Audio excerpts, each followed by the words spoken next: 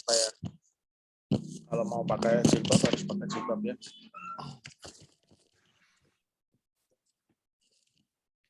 So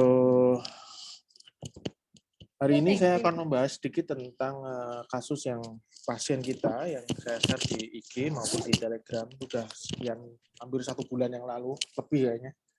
Ya maklum kita tenggelam dalam kehidupan yang ternyata setelah COVID ini ramai banget ya. Jadi ya maaf kalau nggak bisa seaktif dulu gitu ya. So waktu langsung saya mulai aja deh ke Mas Irfan. Monggo Mas dimulai Mas. Silakan. Ya dokter, aturan. Izin share screen ya dok.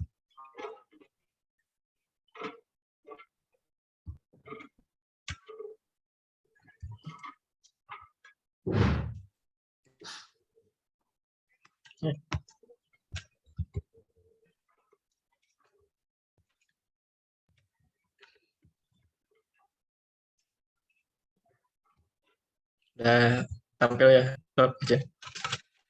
Udah muncul.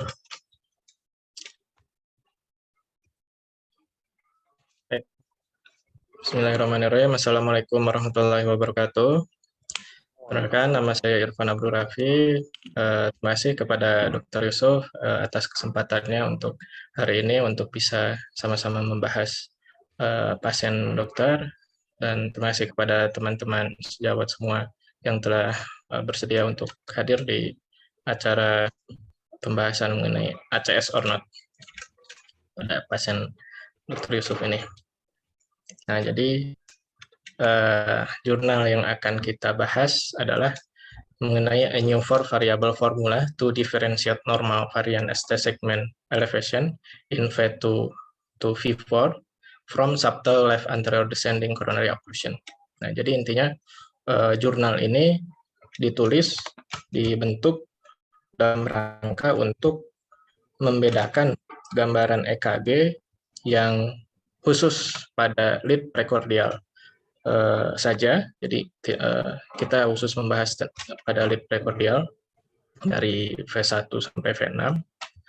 Nah, untuk membedakan gambaran ST segmen elevasi pada varian normal yang biasa muncul pada early reporsasi atau pada STEMI anterior yang sesungguhnya, yang kadang-kadang gambaran STEMI anteriornya itu tidak muncul jelas. Jadi nanti ini ada bocoran sedikit mengenai kasus yang akan bahas, bahwa ada pasiennya Dr. Yusuf, khususnya pada yang akan kita bahas ini, itu gambaran EKG-nya tidak jelas gambaran STEMI anteriornya, tetapi terdapat sesuatu. Nah, nanti Dr. Yusuf yang akan lebih bahas lebih lanjut. Jadi pada intinya jurnal ini atau four variable formula ini berfungsi untuk membedakan kedua hal tersebut. Nah, sekarang kita akan refreshing sejenak mengenai gambaran ST depresi dan ST elevasi mengapa terbentuk. Pada umumnya pada gambaran ST depresi terbentuk karena adanya subendocrine injury, dan dia gambaran ST depresi ini merupakan resultan ST vektor dari subendocrine injury ini yang mengarah ke dalam. Jadi gambaran pada EKG yang biasa kita pakai akan berbentuk ST depresi. Dan gambaran ST depresi ini perlu diingat oleh teman-teman tidak dapat menunjukkan letak atau sensitivitas untuk menunjukkan kemungkinan oklusi atau culprit atau penyebab dari iskemianya ini sangat rendah. Misalkan terjadi elevasi di V5, itu tidak menandakan bahwa terdapat sumbatan pada lateral, misalkan pada LUT plus left circumflex. Jadi tidak berfungsi atau kurang berfungsi untuk menunjukkan letak dari sumbatan. Berbeda dengan transmural injury atau terjadinya iskemia yang melibatkan semua lapisan jantung sehingga terbentuk ST elevasi pada lead precordial atau pada lead EKG. Dan ini sensitivitasnya sangat tinggi untuk menunjukkan atau membantu kita memperkirakan letak dari sumbatan atau culprit dari iskemia yang terjadi pada pasien. Nah, kemudian refreshing juga mengenai kriteria STEMI yang biasa kita pakai dalam praktek sehari-hari, yaitu diambil dari Ford Universal Definition of MI pada tahun 2018.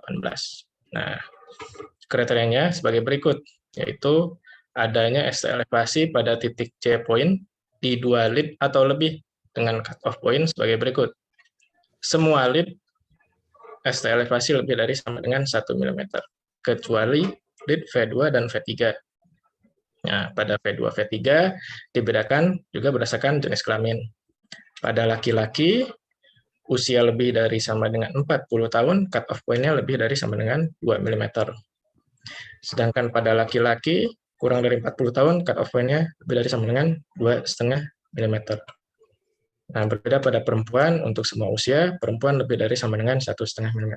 Nah, ini yang biasa kita gunakan sehari-hari untuk menentukan pada lead prekordial itu terjadi STEMI anterior atau tidak. Nah, ini kriteria ini yang biasa kita pakai. Terus kemudian ini perkenalan singkat saja bahwa ada beberapa ST elevasi yang memang bukan suatu STEMI. Misalkan ada false positive adalah ada gambaran ST elevasi tapi bukan merupakan STEMI. Misalkan ada early relaksasi atau LBBB. LBBB S dalam jelas ada kompensasi ST elevasi yang tinggi dan itu merupakan suatu mekanisme normal. Dan preeksitasi merupakan perubahan sekunder dari STT changes-nya. Nah, kalau false negatif misalkan ada QF, persisten ST elevasi bisa jadi false negatif atau ada right ventricular pacing. Bareng teman cek. Baju jaga. Nah, kita masuk kepada jurnal yang akan kita bahas. Jadi, for variable formula ini apa sih?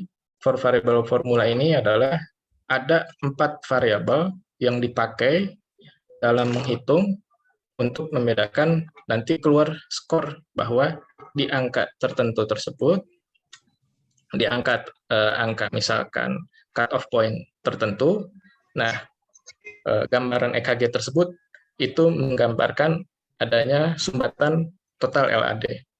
Nah, jadi yang dipakai ada 4, yaitu yang pertama adalah amplitudo R di lead V4. Kemudian amplitudo QRS di V2, jadi QRS-nya di V2, jadi R dan S nanti ditambahkan, lalu ada ST elevasi di titik 60 milisecond atau kalau dikira-kira sekitar 1,5 kotak kecil di lead V3 dari titik J point. Kemudian adalah QTC yang dikomputerisasi Bazet. Jadi QTC Bazet yang dihasilkan dari mesin EKG yang muncul. Dari keempat formula itu nanti dihitung dengan rumus. Nah, ini ada rumusnya. Nah, jadi mulai slide ini saya minta ke teman-teman sejawat semua, mungkin ada yang belum pernah install di aplikasinya, ada MD Calculator. Nah, jadi sekarang boleh kita sama-sama install di aplikasi di Android atau App Store. Ketik aja di App Store atau Play Store MD Calculator. Nah, nanti kita akan sama-sama menggunakan aplikasi itu untuk menghitung for variable formula. Jadi kalau di sini kan harusnya 0, sekian, kemudian dikurangi, dikali, tambah lagi. Nah, ini kan kita kesulitan dan nggak akan hafal juga di aplikasi itu. Nanti kita dibantu dengan hanya memasukkan angka saja. Nah, kemudian for variable formula yang akan kita pakai ini tidak bisa digunakan pada kondisi sebagai berikut. Nah, ini ada kriteria solusinya, misalkan gambaran STEMI yang jelas. Jadi udah nampak jelas ST elevasinya tinggi, gelombang T-nya gemuk atau cembung, nah, ada ST depresi sebagai resiprokal di inferior. Nah, itu kita nggak bisa pakai for variable formula ini. Jadi gambaran EKG ya yang biasa-biasa aja gitu. Jadi yang nggak kelihatan kok bisa ternyata ini LAD oklusi nanti itu yang kita pakai di sini. Jadi gambaran EKG yang biasa-biasa saja. Jadi nggak ada T inversi, nggak ada ST depresi. Jadi gambaran EKG yang seolah normal itulah kriteria inklusinya. Jadi kalau misalkan ada yang nggak normal, maka variabel formula ini kita nggak bisa pakai. Nah, dari variabel formula ini cukup tinggi juga untuk angka sensitivitas dan spesifitasnya. Nah, terus kemudian bagaimana kita memakai variabel formula ini? Jadi yang pertama adalah dari tinggi ST elevasi. Jadi ST elevasinya itu khusus dihitung pada lead V3. Nah, jadi di lead V3 kita hitung ST elevasinya bukan di titik J point yang biasa kita pakai sehari-hari. Jadi titiknya adalah 60 milisecond dari titik J point. Nah, 60 milisecond itu kan 40 milisecond sama dengan satu kotak kecil. 20 milisecond. Nah, jadi 40 tambah 20 jadi sekitar 1,5 kotak kecil ke depan. Nah, jadi biar nggak bingung, 60 milisecond itu berapa sih? Jadi sekitar 1,5 kotak kecil ke depan. Jadi dari titik J point, nah kita bantu dengan garis ini, kemudian ditarik 1,5 kotak kecil ke depan. Nah, kemudian inilah yang dimaksud ST elevasi 60 milisecond V3. Nah, mulai dari sini baru dihitung tinggi ST elevasinya berapa. Nah, ke titik baseline isoelektrik. Yang biasa kita pakai adalah Pecky junction-nya. Nah, pada contoh ini ada sekitar 0,5, 1, 2, 3. Jadi sekitar 3,5 mm. Jadi kurang lebih untuk menghitung V3-nya seperti itu. Terus kemudian R di V4. Nah, R di V4 mudah saja, jadi langsung aja dihitung tinggi R-nya dari titik dimulainya dia bentuk R dari Pecky junction-nya. Langsung aja R berapa. Misalkan ini 5, 10, 1, 2, 3, 4. Nah, sekitar 14. Jadi 14 mm untuk tinggi R di V4. Nah, terus kemudian adalah QRS di V2. Nah, QRS di V2 ini adalah jumlahnya amplitudo QRS. Jadi tinggi R ditambahkan dengan kedalaman S. Jadi kalau ini langsung aja dihitung R-nya berapa, S-nya berapa, dihitung. Ini contohnya, ini 5, 1, 2, 3, 4, 5, 6, 30, 1, 2, 3, 4. Nah, berarti 34 kotak. Gitu. Nah, kira-kira untuk variabel formula, ini kan 3. Ini ST elevasi, kemudian R di V4, dan QRS di V2. Nah, satu lagi adalah computerized budget. Jadi, di kertas EKG yang biasa kita pakai, itu biasanya ada tuh perhitungan budget QTC. Nah, yang dipakai ada for variable formula adalah QTC yang tertulis pada mesin EKG. Gitu. Nah, kalau misalkan mesin EKG-nya belum ada QTC, gimana? Ya, kita bisa hitung QTC manual, tapi kalau misalkan pengen manut banget sesuai dengan jurnal dibikin atau dibuat sama Prof. Smith ini, nah QTC yang dipakai sesuai jurnal itu menggunakan mesin EKG. Jadi kalau misalkan mau coba hitung manual juga, kalau misalkan nggak ada QTC-nya, kita harus hitung manual QTC-nya. Sekarang kita ke kasus. Nah, ini belum real case-nya, ini baru case yang contoh dari jurnal. Gitu. Kira-kira dari gambaran EKG ini, kita fokus di lead precordial. Apakah menunjukkan suatu STEMI atau tidak? Mungkin di chat. STEMI tidak. Nah, gitu aja. STEMI tidak.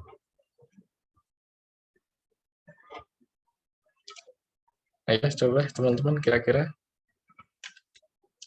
V1, oke. Ini udah ada dijawab sama Mas Rehan, tidak. Jadi, oke, kita lihat satu-satu ya. Di V1, ST segmen, oke lah, isoelektrik. Di V2, ini sekitar ya 1,5 kotak kecil ya. V3, juga sekitar 1,5 kotak kecil di titik J point ya. Kelihatannya EKG-nya ya so-so aja sih, gitu ya. Nggak kelihatan jelas gitu. Kayaknya normal-normal aja gitu. Nah, jadi ini adalah EKG pasien di jurnal ini dengan keluhan chest pain. Oke, ini tidak ya. Oke. Kita lanjut. Jadi kita coba praktekkan for variable formulanya. Jadi di sini ada 1,5 mm STE V2 V3. Itu kalau titik J point. Nah, titik J point memang 1,5 kotak kecil. Nah, sedangkan pada for variable formula yang dipakai adalah titik 1,5 kotak kecil ke depan. Nah, jadi kalau misalkan di V3 1,5 kotak kecilnya, nah ini kalau di jurnal ini ya ditulisnya adalah sekitar 3 mm. Nah, terus kita cek di EKG mesin ini sekitar 3.887. RDV4-nya sekitar 9,5 mm dan QRS-DV2-nya 14,5. Nah, lalu kita gunakan angka-angka ini dimasukkan ke rumus yang di MDCalc itu. Nanti kita bahas sama-sama. Jadi ini kita bahas sesuai dari jurnalnya ini dulu. Nah, jadi for variable formula menghasilkan skor 18,57. Nah, cut off point-nya adalah 18,2.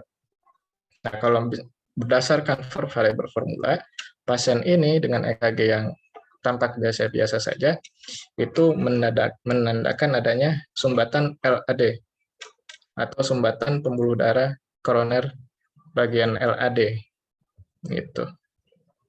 Jadi for variable formula ini saya coba ulangi bahwa khusus untuk membedakan melihat EKG yang biasa-biasa saja itu apakah ada sumbatan total di LAD atau tidak itu ya. Jadi biar nggak berpikir yang lain, jadi fokus di LAD. Nah, ternyata setelah di cath lab, pasien ini memiliki sumbatan LAD. Gitu. Jadi dengan gambaran EKG yang seperti ini, ternyata pasiennya setelah di angiografi itu terdapat sumbatan di LAD. Dan setelah diulang lagi troponinnya, itu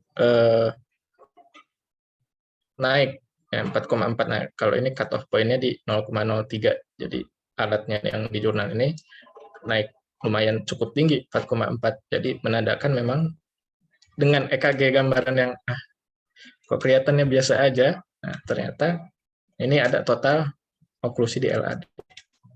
Nah, gambaran ini yang biasa Rosemead atau kita sebut itu sebagai subtle STEMI. Jadi STEMI yang gambarannya tidak begitu jelas untuk memenuhi kriteria STEMI. Lanjut lagi. Ya, biar kalau agak cepat nanti bilang, nanti soalnya kita akan fokus di bagian real case-nya nanti. Nah, dengan gambaran lanjut, nah, jadi beda kasus lagi. Kalau EKG ini kira-kira menurut teman-teman apa?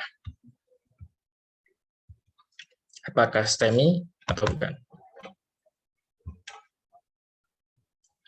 V1 1, 2 kotak kecil di J point. Kemudian V2, oh ini memenuhi banget nih, 2,5. Ini 2,5. Jadi di 2 lead bersebelahan itu 2,5. Menurut teman-teman ini, oke, ada yang jawab STEMI, bukan. Oke. Nah, mari kita lihat gambaran apakah ini. Oke, STEMI, ini saudari Michelia, STEMI, Done, STEMI, oke. Ya, memang kalau misalkan kita melihat ini, ST elevasinya tinggi, dan apalagi dengan chest pain. Wah, udah masuk kriteria STEMI. Next. Nah, jadi memang ini kalau dari alat EKG, nah bahwa kan kalau misalkan alat EKG yang rada modern itu ada tulisan interpretasi ya. Biasanya ada titik bintang, bintang, acute MI, bintang, bintang, bintang. Nah, karena alat EKG itu sudah menggunakan rumusan dengan kriteria STEMI yang biasa kita kenal. Dan berdasarkan kriteria STEMI ini masuk. Nah, tetapi mari kita coba hitung dengan 4 variable formula. Nah, kalau pakai 4 variable formula dengan angka sekian sekian sekian dimasukkan ke rumus menghasilkan 17,48. 17,48 kurang dari 18,2. Nah, sehingga kalau menurut jurnal variable formula ini gambaran EKG tersebut bukanlah suatu STEMI karena kurang dari cut-off point. Nah, sehingga suggesting ini adalah gambaran varian normal. Jadi memang baseline pasien bisa aja memang seperti ini gitu. Dan memang pasiennya tidak mengeluh angina yang keberlanjutan sehingga EKG ini memang menunjukkan suatu gambaran normal. Jadi ini adalah varian normal dari pasien tersebut. Nah, terus kita masuk ke real case 1 hari 1 EKG pasiennya Dr. Yusuf.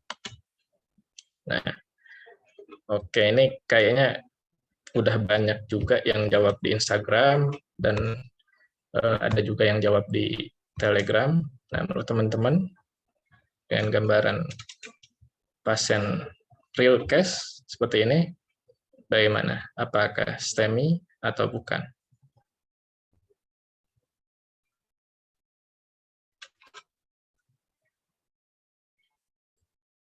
Boleh di komentar.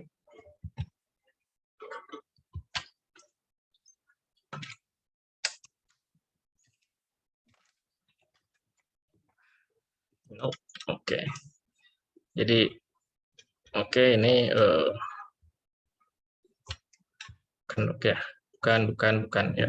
Jadi ini kita samakan persepsi bahwa ini adalah gambaran EKG di IGD pasien Dr. Yusuf yang pertama.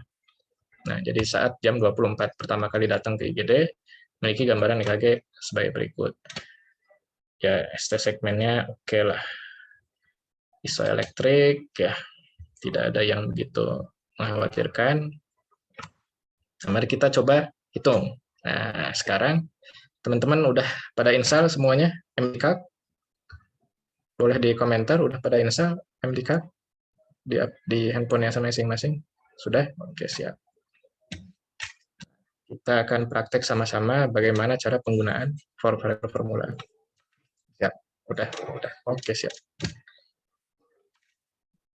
Nama aplikasinya MD Calculator. Nama aplikasinya MD Calculator.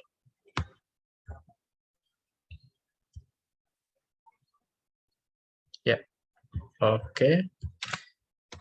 Nah, kita next. Jadi sesuai dengan rule yang pertama tadi ya, bahwa yang pertama kita paling mudah dari penentuan variable formula ini adalah menentukan QTC. Jadi QTC-nya ini sudah tertulis di alat EKG dari Dr. Yusuf, pasiennya ada QTC interval adalah 401. Nah, ini yang kita save dulu nih, catat computerized base 401. Nah, terus kemudian kita lanjut ke QRS V2. QRS V2, nah dengan hitung seperti ini, kira-kira ini sekitar 5, 6, 7, 8, 9, 10, 10 setengah, 11 lah. 10, sekitar 10 ya. V2-nya QRS amplitudo sekitar 10. Terus kemudian ST elevasi 60 ms atau 1,5 kotak kecil ke depan V3. Nah, ini V3. Nah, ya oke lah, ini enggak terlalu tinggi juga. Ini sekitar ya 1 mm, R di V4 sekitar 13. Terus kemudian kita hitung pakai for variable formula, sama-sama dimasukkan, udah. Nah, ini akan menghasilkan 16,9. Oke, kita sama-sama coba. Halo Mas Irwan. Ya. Boleh saya potong sebentar. Tolong dong ditunjukkan sama teman-teman caranya memasukkan di MD kalkulator, bisa nggak? Oh ya, ini dokter. Nah, itu penting. ini sebentar. Mana ini?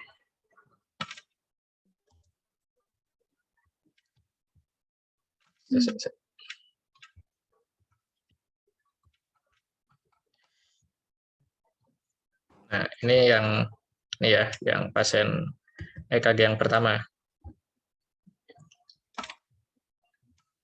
Nah, jadi ini tampilan awal MD Calc-nya, teman-teman semua.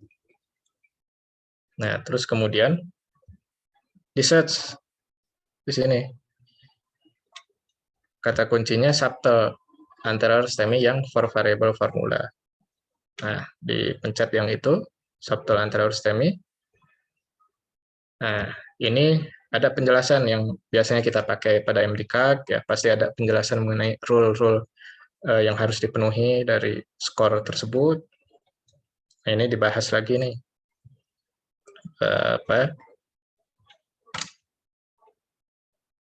Sebentar.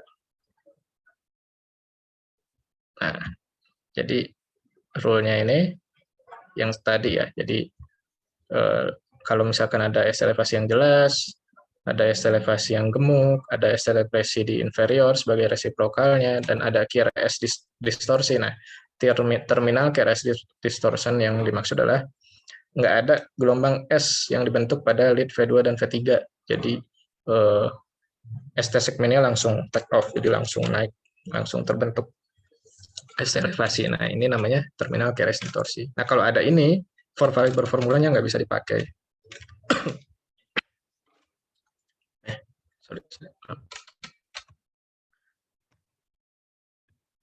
Oke. Nah, langsung aja dimasukkan. Budget corrected kitnya tadi sekitar 400. Berapa? 401.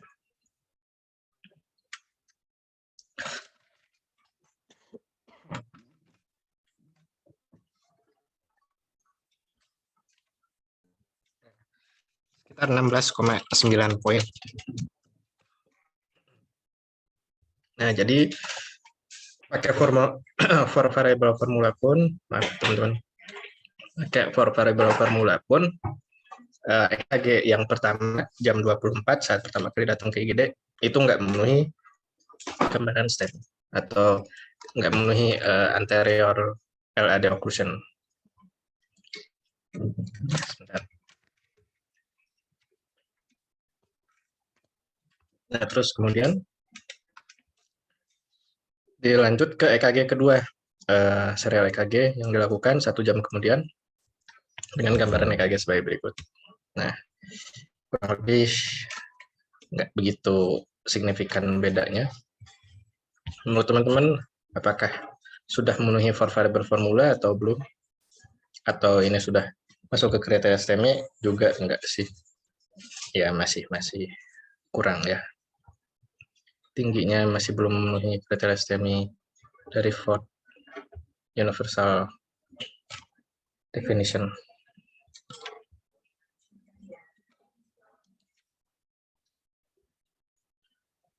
Nah, terus kemudian kita hitung juga for variable formulanya.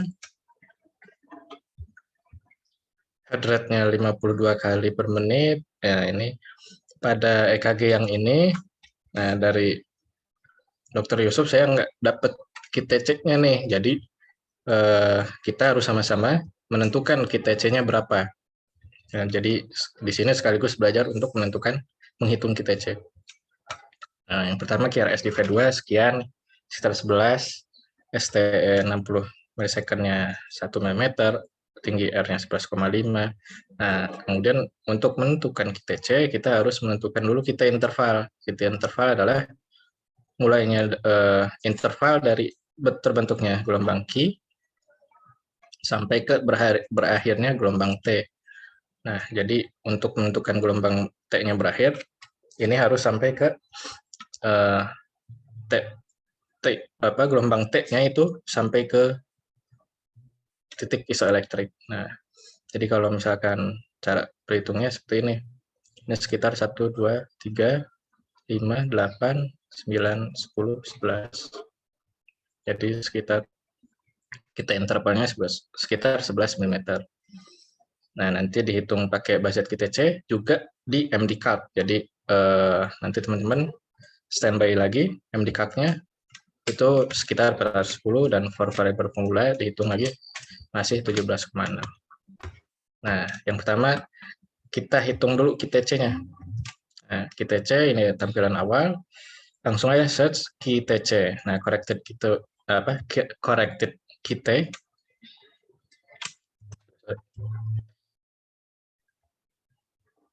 Nah, corrected QT itu yang dipakai adalah budget. Jadi formulanya yang dipakai adalah budget.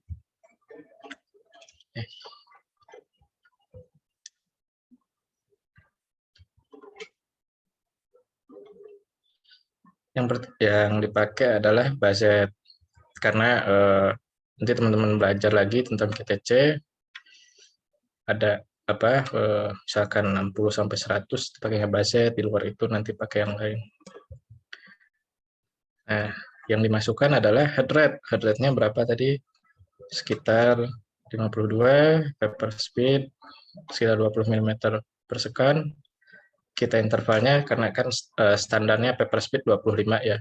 Nah, kita interval tadi sekitar 11 kotak kecil. Nah, langsung masukkan. Nah, jadi QTC sekitar 410. Nah, jadi kurang lebih cara menghitung QTC seperti ini. Terus selanjutnya kita masukkan ke for variable formula. Tadi hasilnya sekitar QTC 410.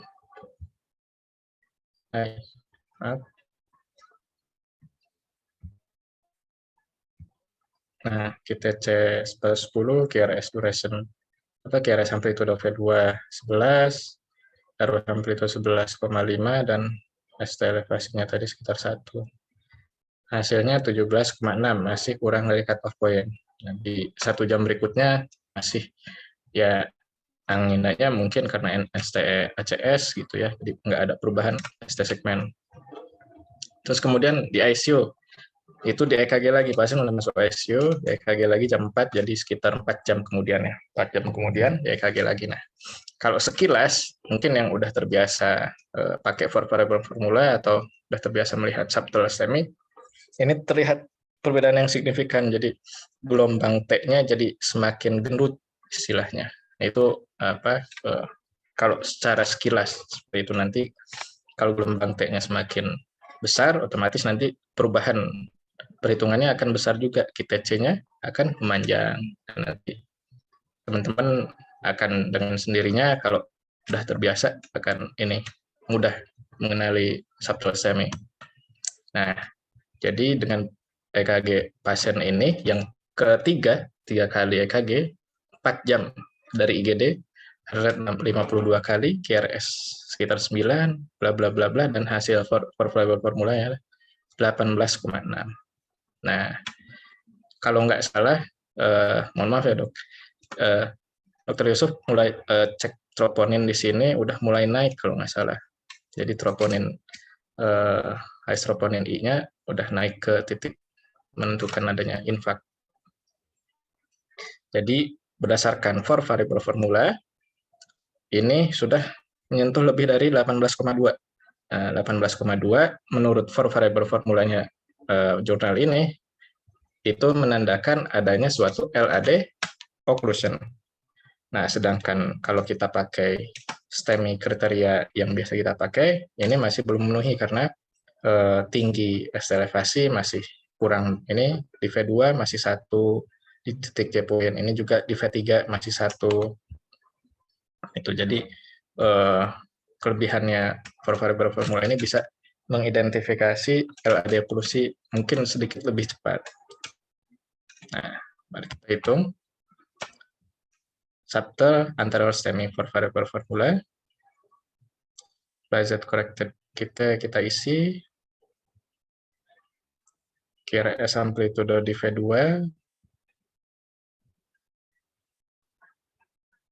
R di V4. Dan ST segmen 60 atau 1,5 potensi ke depan. Nah, 18,6. Nah, jadi tulisannya menurut MD Calc ini, kalau misalkan dia memenuhi 18,2, resultnya tertulis likely anterior stemming. Itu berbeda dengan yang sebelumnya. Kalau yang sebelumnya tulisannya itu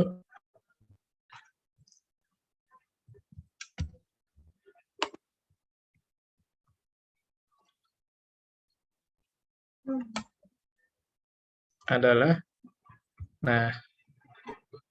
likely benign early deporisasi. Jadi kalau kurang dari 18,2 menurut for variable formula ini adalah early deporisasi.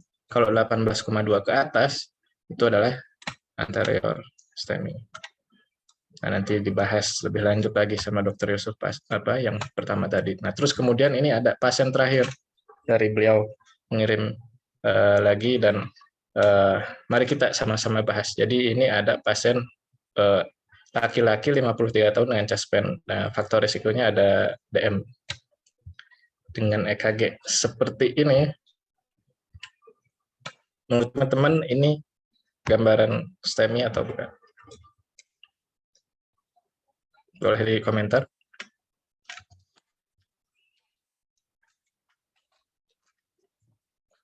V1 ke ST segmen sekitar setengah kotak kecil. V2 point masih sekitar 1,5. V3 ini ada yang tinggi, mungkin karena artefak dari pergerakan dinding dada. Mungkin kita nanti bisa dirata-ratakan nantinya untuk mencari ST elevasi di V3. Menurut teman-teman ini gambaran ACS atau bukan? Yang mau berani komentar? Oke, ya ACS. Oke, siap dong. CS, yang lain ACS atau bukan? Misalkan ada chest pain 53 tahun ya, tadi laki-laki ACS. Oke. Kita karena ini masih belum ada gambaran apapun, maka diagnosa kerja kita sebagai NSTE ACS atau non ST elevasi ACS. Nah, terus kemudian kita coba langsung hitung for variable formulanya dengan EKG yang pertama kali datang. Nah, ini kira-kira mohon maaf kalau gambarnya kurang jelas. Jadi QRS 1, 6, 7, berarti 10, 11, 12 setengah, sekitar 12,5 mm di V2. Kita tulis dulu 12,5 betul. Nah, STE-nya ini di V3 karena banyak artefak, kita coba berusaha untuk merata-ratakan saja karena nggak mungkin kita hitung yang bagian yang nggak begitu jelas. Anggaplah ini di sini agak sedikit jelas. V3-nya sekitar ya 1,5. Ini lebih tinggi lagi di sini sekitar 3, 1, 2, 3. Yang sini 1,5. Kita coba rata-ratakan 1,5, 3 tambah 3, 6. Nah, bagi 3 sekitar mungkin 2 mm. R di V4. Sekarang R di V4 sekitar 5, 9, 10, 11, 12 setengah. R di V4 12 setengah, kita interval.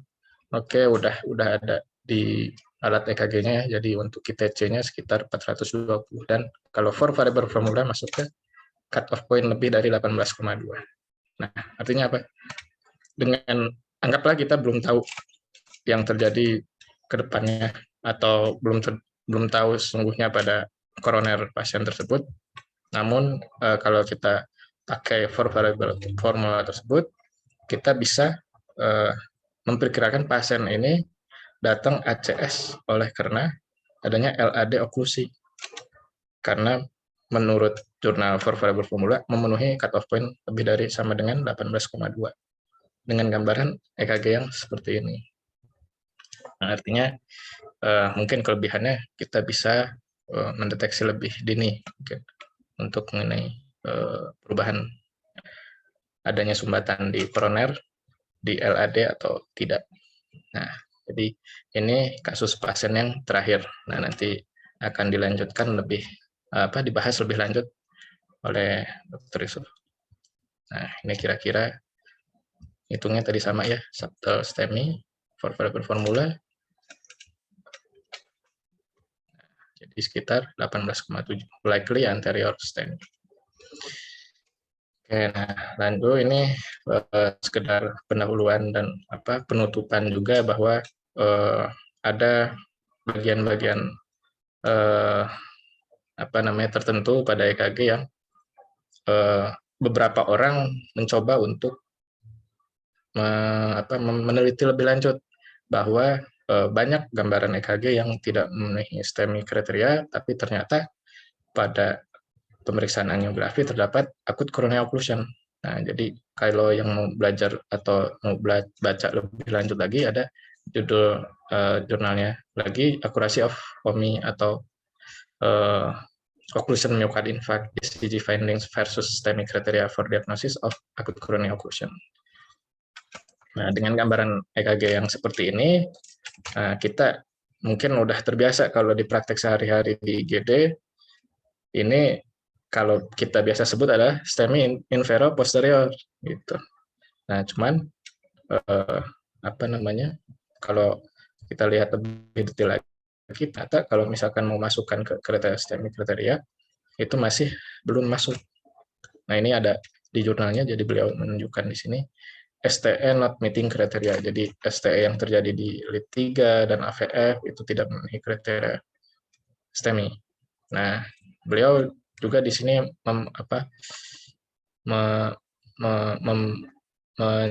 memberikan proposal lebih lanjut mengenai gambaran EKG yang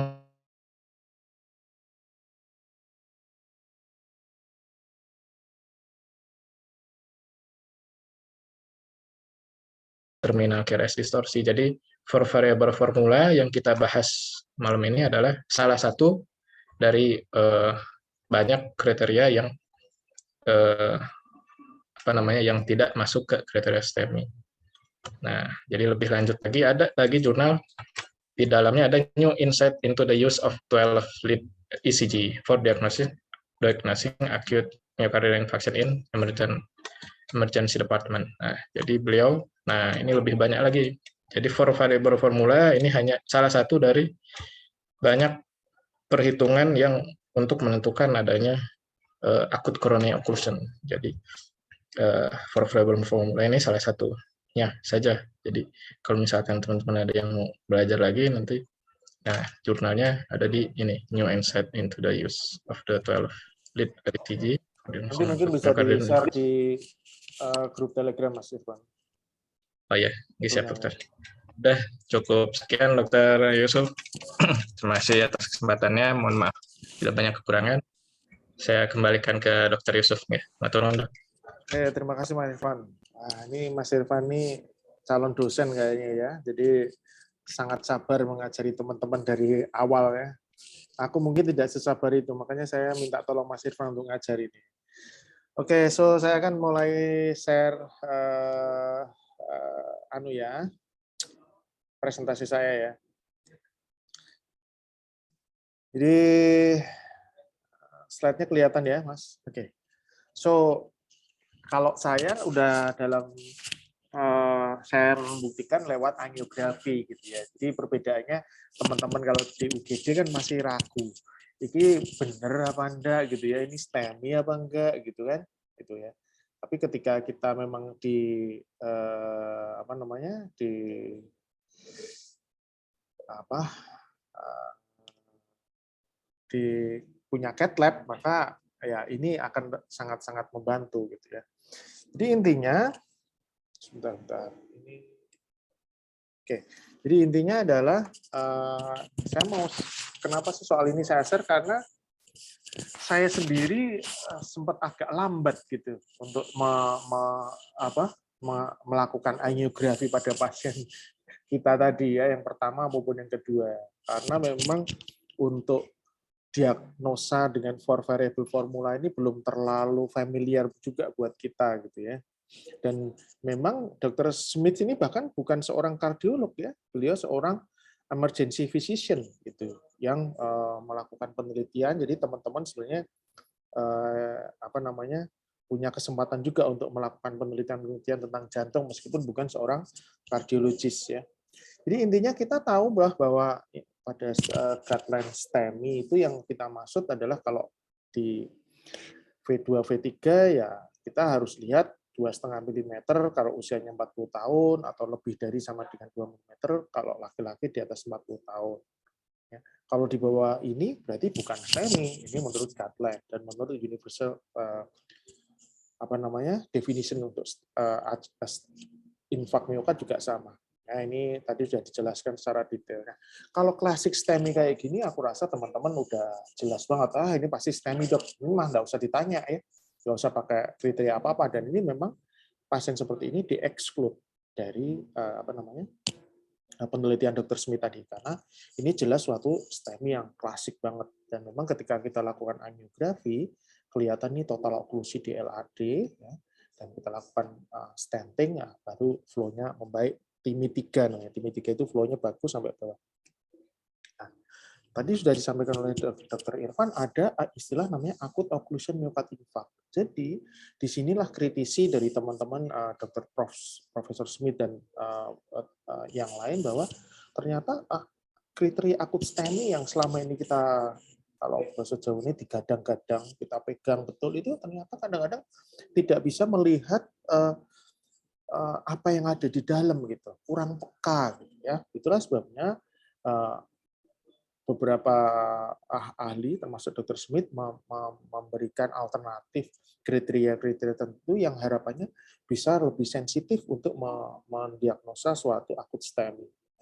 Dan memang di guideline sendiri, dan guideline STEMI didapatkan ada pasien dengan non-diagnostik ECG, di mana di sini intinya harus sangat hati-hati pada pasien-pasien yang atypical ECG. Nah, kalau atypical artinya tidak khas, maka kita memang tidak boleh melakukan suatu strategi reperfusi trombolitik. Jadi intinya sebenarnya kriteria STEMI yang biasa itu terutama kalau kita mau melakukan trombolitik. Tapi kalau pada pasien-pasien yang kita ragu, maka memang pilihannya adalah angiografi koroner atau kemudian dilakukan primary PCI. Jadi ya. Nah, ini tadi sudah disampaikan oleh Dr. Irfan ya. Ini teman-teman nanti bisa baca sendiri ya, sangat detail. Nah, salah satunya yang nomor satunya subtle ST elevation yang tidak masuk kriteria guidelines ya. Dan salah satunya dengan kriteria for variable formula. Nah, termasuk pasien kita yang tadi, yang pertama ya, seorang pria 45 tahun tanpa faktor risiko. Jadi pasien ini betul-betul sehat, ya, rutin olahraga, berat badannya ideal, tidak merokok, ya, sama sekali tidak ada faktor risiko. Gitu. Mengeluh nyeri dada ini pada waktu itu waktu menjelang Lebaran, ya. Nyeri dada sejak 4 jam sebelum masuk rumah sakit. Slide pertama di EKG jam 24.00 di UGD. Sama seperti teman-teman yang lain, saya merasa kayak ini masih oke lah, masih normal nomor satu ini. Nah, slide kedua tadi sudah dibahas oleh Dr. Irfan juga masih kelihatan oke lah, nggak apa-apa.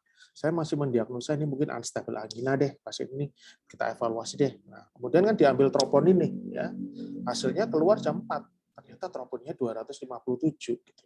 Sugestif ACS jika di atas 100 ya. Tapi saat itu, ya satu hal yang apa namanya kita dapat bahwa malah EKG-nya itu keluhan nyeri dadanya sudah jauh berkurang, ya, jam 4 di ICU itu. So meskipun kelihatannya ECG-nya memburuk gitu ya, kurang bagus gitu ya, dari jam 24 sampai 01 sampai 04, tapi diagnosa STEMI pada saat itu masih belum tegak banget gitu. Karena apa ya? Karena tidak memakai four variable formula dari Dr. Smith ya. Pada waktu itu masih kita asumsi sebagai non ST elevasi ACS, sehingga pasien akhirnya dikerjakan pagi hari jam 8 pagi. Jam 8 pagi baru kita kerjakan karena kita masih melakukan ini early PCI aja deh. Early PCI ya, kita lakukan angiografi. Ini yang ketiga tadi yang sudah dibaca oleh Dr. Ivan, dan ternyata sebenarnya kalau kita mau detail banget ya, masalahnya kadang-kadang tengah malam atau pagi hari dini hari mau detail tuh kadang-kadang agak rasa-rasan sedikit ya. Jadi akhirnya ini agak terlewat sedikit tidak memakai four variable formula tadi dari Dr. Smith. Ketika kita lakukan angiografi ternyata total oklusi DLAD. Ya. Satu hal yang juga saya tidak berharap gitu ya, ternyata total oklusi di DLAD. Nah, dan akhirnya kita lakukan angiografi dengan hasil cukup baik di sini. Stent di sini hasilnya cukup baik. Yang proksimal ada lesi tapi relatif masih cukup oke lah, kira-kira 50% kita tidak sentuh. Nah, jadi inilah manfaatnya kenapa saya memberikan meminta Dr. Ivan untuk presentasi adalah karena kita perlu, ternyata kadang-kadang kita perlu agak bersabar nih untuk membaca ECG yang agak lebih detail sedikit dengan mungkin agak jelimet tadi ya, tapi kalau kita mau ternyata kita bisa menolong pasien lebih baik. Andaikan ini ya, misalnya jam 4 tadi kita baca lebih detail, mungkin tidak harus menunggu jam 7 untuk kita lakukan PCI gitu ya. Oke, dan pasca tindakan baru kelihatan ada bifasik T ya, ada bifasik T yang merupakan suatu reperfusi. Dan pasien kedua ini baru saya temukan kemarin, ya. Bukan kemarin pada waktu awal di UGD, ini masih seperti ini. Terus terang pasien ini datang tengah malam, ya. Datang tengah malam, saya di WA dikirimi masih seperti ini. Ya, tengah malam menghitung for variable formula itu juga kayaknya agak-agak gimana gitu ya. Coba deh evaluasi, cek troponin, evaluasi EKG ulang. Baru kemudian ketika dilakukan EKG yang kedua, ya, tapi pada waktu awal skala nyerinya 8/10, pada waktu yang kedua mulai kelihatan nih ST elevasinya di V2, V3 ini udah di atas 2 mili ya, 2,5 mili lah, 2,5 mili. Usianya 53, jadi sebenarnya kalau yang EKG kedua ini udah memenuhi syarat untuk suatu STEMI, pasiennya diabetes nyeri dada. Jadi pada saat ini 1 jam kemudian baru kemudian kita planning untuk suatu primary PCI. Tapi karena ya memang untuk primary PCI kita harus manggil perawat karena itu tengah malam ya, jadi kita nggak punya perawat di cath lab yang 24 jam terus. Akhirnya pasien masuk ICU dulu sambil menunggu dan dilakukan ECG. Nah, ketika di ICU makin kelihatan nih, lihat ini R-nya yang tadi di sini, R-nya masih tinggi ya. Sekarang yang di sini R-nya menurun dan ininya makin gemuk gelombang T-nya. Ini kalau misalnya dihitung pakai four variable formula udah masuk banget ini ya. Dan skala nyerinya, tapi yang aneh adalah pada pasien ini skala nyerinya tuh malah makin berkurang. Pada waktu di ICU udah skala 3/10 dan kemudian pasien kemudian masuk ke cath lab. Dan ini yang kita temukan. Kita temukan bahwa pasien ini total oklusi sejak osteal LAD. Jadi harusnya LAD-nya dari sini turun ke bawah sampai sini. Ini kosong melompong di sini. Nggak ada sama sekali. Kalau kita lihat dari posisi lain, ini dari posisi lain, lihat LAD-nya ada di sini, dia harusnya ke sana. Nah, ke sana nih. Tapi dia nggak ada sama sekali. Jadi dia benar-benar total oklusi dari osteal. Apa yang membuat ECG-nya tidak sangat khas klasik STEMI? Itu yang pertama. Apa yang membuat kenapa kok nyerinya nggak terlalu memberat gitu? Apa yang kita dapat? Ternyata ketika kita lihat kanan, oh dia sebenarnya ada kolateral. Jadi kemungkinan pasien ini sebelumnya sudah ada critical lesion, sudah siap-siap terbentuk kolateral, tapi kemudian terjadi acute occlusion. Itu yang menyebabkan kemudian ECG-nya tidak sangat khas banget gitu. Bahkan skala nyerinya berkurang karena pada waktu dia oklusi di sini, maka kolateral ini dipaksa bekerja lebih keras daripada biasanya. Kalau misalnya awalnya dia misalnya kolateralnya sampai sini aja gitu ya.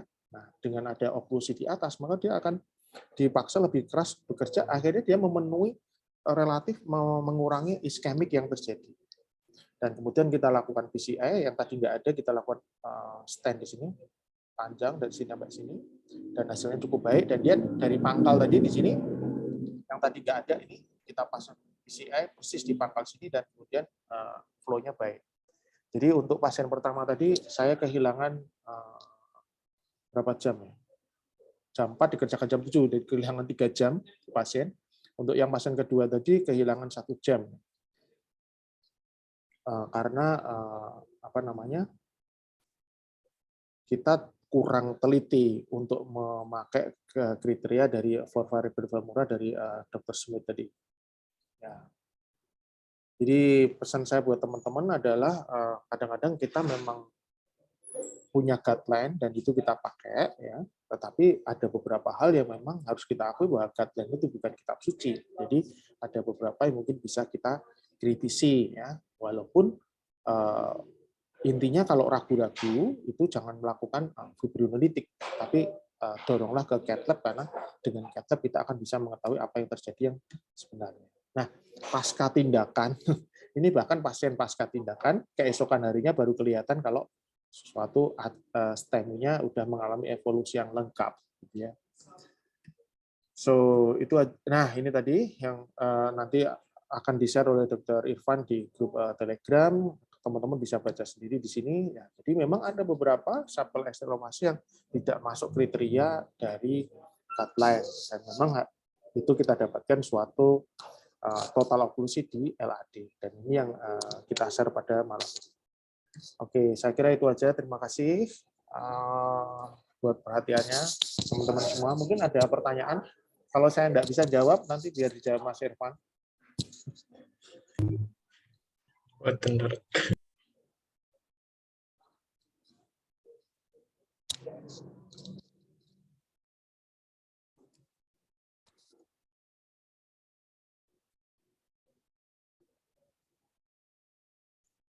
Gimana, Mas? Ada pertanyaan? Nggak ada, kayaknya alhamdulillah udah ngantuk semua. Apa sudah cukup jelas? Saya berharap sih tadi cara Mas Irfan untuk menerangkan sudah cukup jelas ya. Jadi intinya teman-teman tinggal mencari data-data, ya.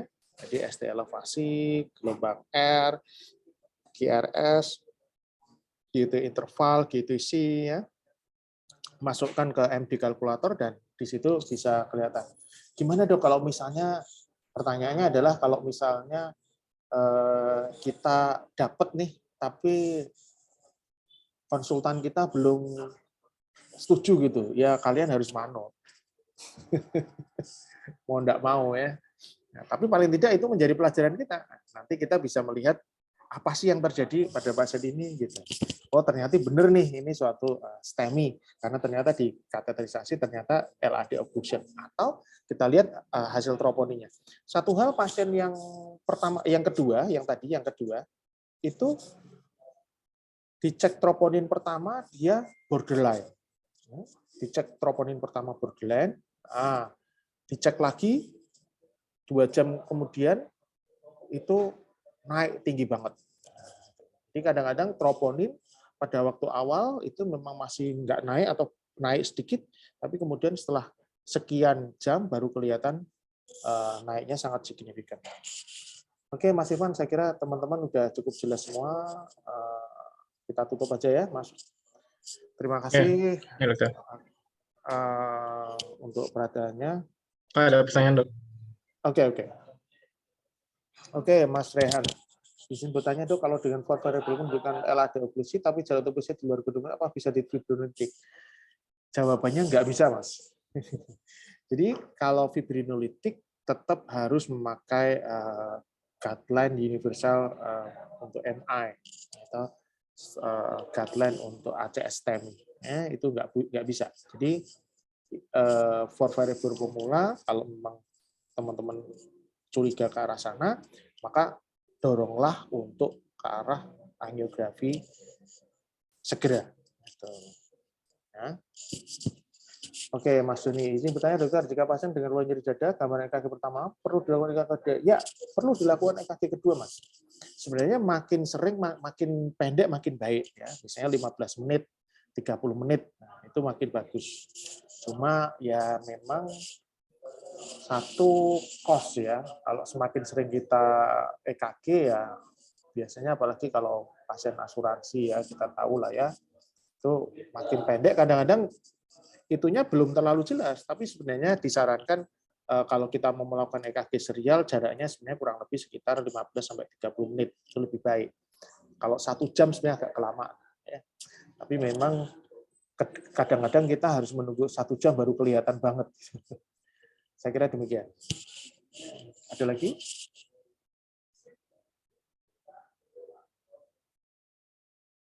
Oke, saya kira udah cukup, Mas Irfan. Terima kasih buat teman-teman semua perhatiannya. Nanti kita akan share di YouTube agar teman-teman yang tidak bisa bergabung mendapatkan ilmu yang tadi Mas Irfan sudah sampaikan kepada teman-teman semua. Terima kasih atas perhatiannya. Terima kasih. Wassalamualaikum warahmatullahi wabarakatuh. Waalaikumsalam warahmatullahi wabarakatuh. Atur nuhun, Dokter. Oke, teman-teman, Mas.